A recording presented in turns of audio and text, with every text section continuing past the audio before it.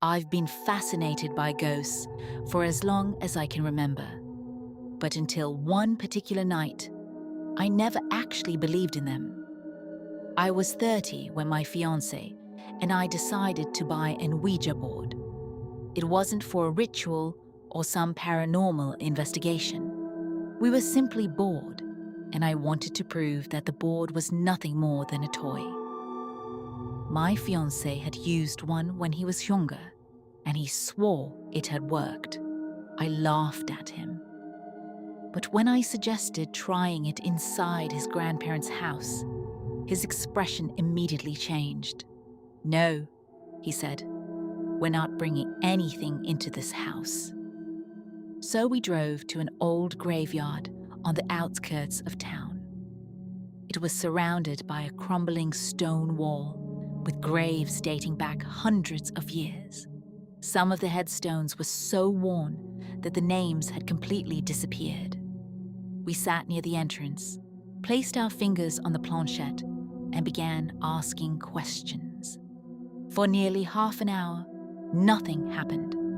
Eventually, I laughed, packed the board away, and told my fiancé that I had proved my point. Ouija boards weren't real. As we drove home through the countryside, we passed another cemetery beside a small abandoned church. I don't know why, but something about that place caught my attention. Maybe it was the rusted gate. Maybe it was the single tree standing in the middle of the graves. Or maybe it was the small figure I thought I saw watching us from beside the church.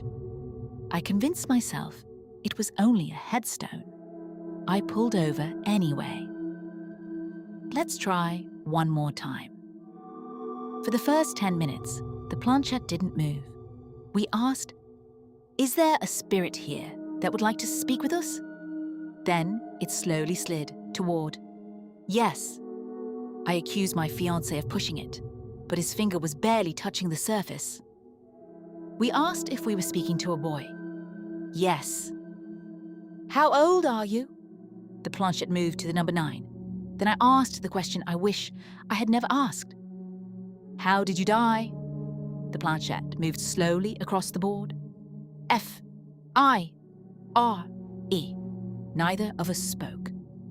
We asked for his name, but the planchette moved through random letters. "Do you not want us to know your name?" "Yes." Then it stopped. Nothing we asked after that received an answer. I searched the cemetery while my fiancé looked through burial records online. A few minutes later, he called me back to the car. His face had gone pale. A 9-year-old boy had been buried there in 1952. We searched the boy's name and found an old newspaper article.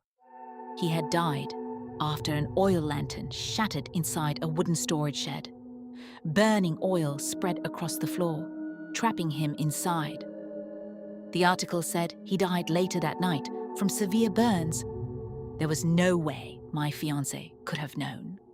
I had chosen the road. I had spotted the cemetery, and I had suggested stopping. We drove home without speaking, but halfway back, the inside of the car suddenly filled with the smell of burning oil. That's when my fiancé looked at me and whispered, "Did we move the planchette to goodbye?" My stomach dropped. We hadn't.